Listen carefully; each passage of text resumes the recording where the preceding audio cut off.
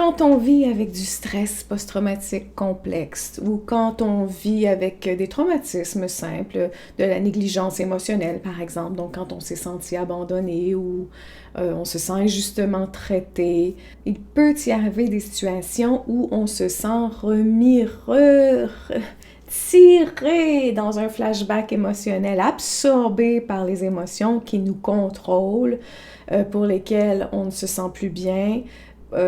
On vit beaucoup de stress dans des moments comme celui-là. Alors, on pourrait sentir notre corps, par exemple, les palpitations cardiaques qui commencent à battre beaucoup plus rapidement qu'à son habitude. On pourrait avoir une respiration beaucoup plus rapide et peu profonde. On pourrait aussi éviter les gens. On pourrait aussi se sentir engourdi. On pourrait se sentir extrêmement fatigué. Donc, d'un côté, on peut se sentir erratique, excité, énervé. Ben, excité dans le sens de énervé, sur le qui-vive. On déteste les gens, on veut se battre avec les gens. Quand je dis battre, évidemment, c'est pas physiquement, mais peut-être émotionnellement. On veut se défendre verbalement. Ou bien, ou au contraire, comme je viens d'expliquer, on veut se retirer, on s'efface, on s'écrase, on est extrêmement fatigué, on est engourdi, on ne sait pas ce qu'on ressent, on ne sait pas ce qui se passe, on veut fuir. Donc, c'est deux situations qui peuvent se produire. Alors, qu'est-ce qu'on peut faire quand on vit comme ça une crise émotionnelle? Qu'est-ce qu'on peut faire quand il y a une situation difficile autour de soi et que notre corps, on en perd le contrôle? Alors, il y a des étapes à franchir. J'espère qu'elles vont vous aider. Ce ne sont pas des étapes très détaillées parce qu'évidemment, ce n'est qu'une vidéo YouTube. Ce n'est pas un cours complet, ce n'est pas un programme, mais j'espère que ça va vous aider. Autant ceux qui me suivent sur YouTube que mes propres étudiants. Les propres étudiants, je n'aime pas dire mes propres, je trouve ça bizarre de dire ça. Les étudiants du programme. Alors, si ça peut vous aider, ben tant mieux. Alors, la première chose à faire, c'est de ralentir. Ralentir le débit de ce qui se passe dans notre tête. Alors, on ne peut pas vraiment réagir face à notre système nerveux qui est enclenché, mais pour aller le toucher, pour aller l'aider à se calmer, il faut passer par le cerveau. Hein? On va faire un exercice mécanique de ralentir notre cerveau, de ralentir nos pensées, nos idées, notre façon de parler. Et là, notre corps va commencer à comprendre qu'il peut ralentir, qu'il peut se calmer, que tout va bien. Donc, il reçoit des messages d'homéostasie. Donc, évidemment, ça ne se produit pas comme ça. La réponse n'est pas immédiate. C'est un exercice qu'on fait. Alors, on peut ralentir le débit de notre cerveau volontairement, mais pour s'aider, vous allez respirer. Donc, vous pouvez prendre 10 grandes respirations. Donc, en inspirant 10 fois, en expirant 10 fois. Hein? Et quand vous expirez, le corps se détend, les muscles, les tensions se détendent.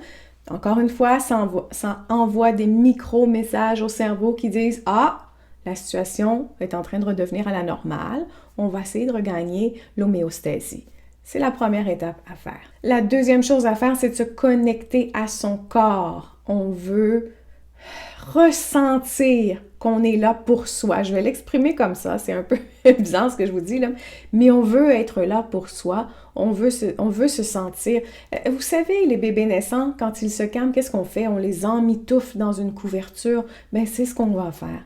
Alors, on prend nos bras ainsi, on les met sous nos aisselles, hein, de chaque côté, comme ça, nos mains, pas nos bras, mais nos mains, on les croise, on les met sous nos aisselles, ou du moins de chaque côté de notre corps, on ferme notre corps comme ça, et on croise, vous ne pouvez pas le voir, là, mais vous croisez vos pieds, vos jambes hein, en bas, et là, vous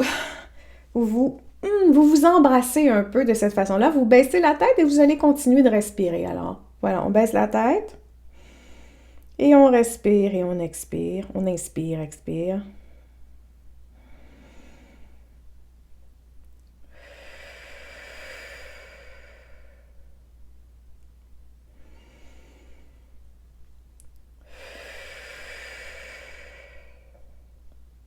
Voilà. Alors, vous continuez, vous pouvez faire ça pendant 1 minute, le temps qu'il vous faut, le temps que vous avez aussi. Parfois, on n'a pas vraiment le temps de le faire. Alors, si c'est 5 respirations, c'est 5 respirations. On prend ce qu'il y a. On fait ce qu'on peut. On vit dans une culture, dans des sociétés extrêmement rapides où tout doit être fait. On court après le temps constamment, après toutes les choses qu'on a à faire. Ben, on fait ce qu'on peut. On ne se met pas la pression de dire « Ah, j'ai pas fait ce qu'il faut encore une fois. » Non, on fait ce qu'on peut. Le reste, c'est pas grave. Voilà, je vous donne l'autorisation.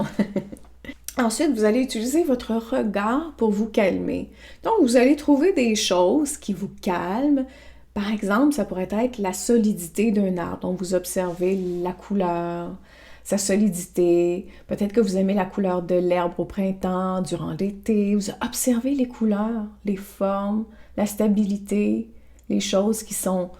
les choses qui sont, je le répète, qui sont stables et qui vous calment et qui vous aident à ressentir une forme de bien-être. Vous pourriez aimer regarder les gens passer dans la rue. Si vous êtes au travail, dans une espèce de centre-ville où il y a beaucoup de monde, ben vous pourriez regarder, observer ces gens-là parce que vous trouvez ça beau, les voir sourire, parler ensemble, ça vous aide. Ou au contraire, ça pourrait vous faire sentir en danger d'observer les autres, faire des choses que vous ne pouvez pas faire, que vous n'arrivez pas à faire, ou c'est trop, ça bouge trop, il y a trop d'énergie. Alors dans ce cas-là, votre regard va observer quelque chose de plus calme. Vous pourriez mettre une vidéo YouTube avec des images qui sont apaisantes. Vous pourriez avoir un petit coin, je vais l'appeler hôtel, un petit hôtel que vous avez construit, où vous avez mis une décoration, une verdure quelconque, une plante avec une pierre, avec ce qui vous plaît, ça vous fait du bien à vous, ça vous fait du bien. Il n'y a pas de jugement, c'est à vous de choisir.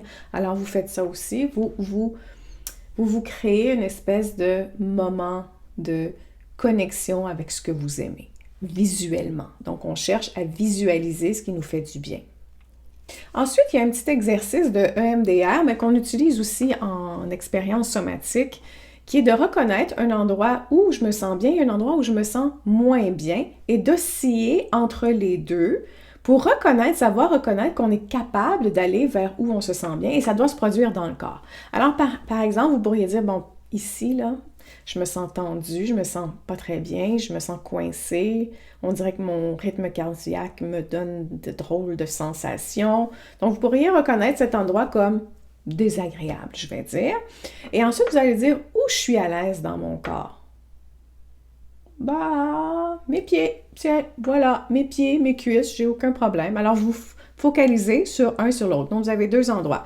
Et là, vous allez passer de cet endroit à vos cuisses, par exemple. Si vous avez dit vos cuisses, ça n'a pas d'importance. Là, c'est l'endroit où vous dites, bah, je me sens détendue à cet endroit. Donc, si c'est vos cuisses, ce sera vos cuisses. Donc, vous oscillez la réflexion, l'imagination entre la sensation, voilà, c'est mieux dit, entre ce que vous ressentez ici, ce que vous ressentez dans vos cuisses. Alors, vous concentrez. Donc, j'essaie.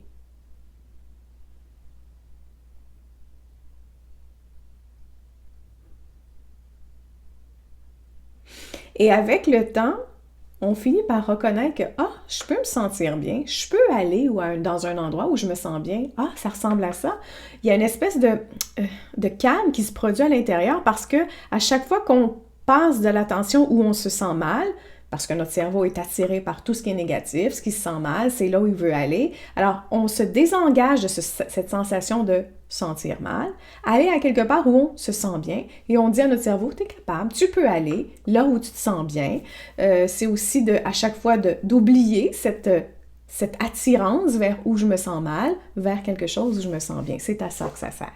La dernière chose à faire et la chose la plus difficile à faire, c'est de s'engager, se connecter avec des gens qui nous font nous sentir bien.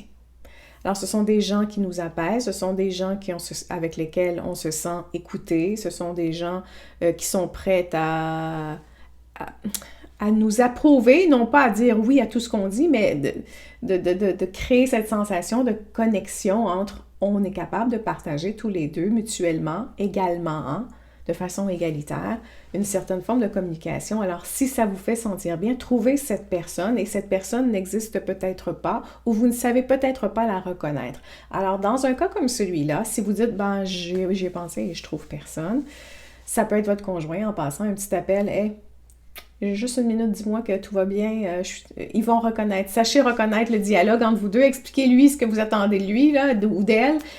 Expliquez à la personne ce que vous attendez d'elle. Et dites-le, quand je t'appelle, donne-moi juste une minute. Dis-moi telle chose. Ça va me faire, OK, tout est beau. Je raccroche. Sinon, ça peut être une personne avec laquelle vous ne connaissez pas ou une personne imaginaire avec laquelle vous pourriez vous sentir bien. Vous pouvez imaginer cette personne-là ou vous pouvez la retrouver, comme j'ai dit dans une autre de mes vidéos, vous pouvez la voir sur YouTube. C'est une personne qui vous rassure quand elle parle, quand elle exprime ce qu'elle sait. C'est une personne qui vous fait du bien de l'écouter. Pourquoi? On ne le sait pas, mais ça vous fait du bien. Donc, si elle est en train de vous montrer comment décorer votre maison, que ça vous fait du bien, bien, connectez avec cette personne. Donc, le cerveau ne peut pas faire la différence entre imaginaire et réalité. Donc, le cerveau reçoit simplement des messages et peut faire des actions mécaniques pour rétablir l'homéostasie. Donc, évidemment, c'est avec la pratique qu'on devient meilleur. C'est pas facile, c'est pas toujours agréable de dire je veux sortir de ma crise parce qu'on reste souvent coincé dans notre crise émotionnelle, dans notre flashback, dans ce qui est en train de se produire. Alors on veut rester là. Alors doucement, il faut s'amener à s'engager, à engager notre système nerveux dans un endroit plus sécuritaire où on se sent bien. Voilà. Alors, si jamais vous vous questionnez à savoir est-ce que j'ai été négligée émotionnellement ou si vous vivez avec des traumatismes aujourd'hui, alors j'ai 2 quiz sur mon site web, sandralacombe.com. Vous pouvez aller le compléter si ça vous chante, si vous avez envie de savoir ce qu'il y en est. Et puis d'avancer aussi parce que ça nous permet d'avancer quand on observe qui l'on est, quand on comprend son passé et son présent. Alors sur ce, je vous dis, prenez soin de vous, car tout le reste suivra.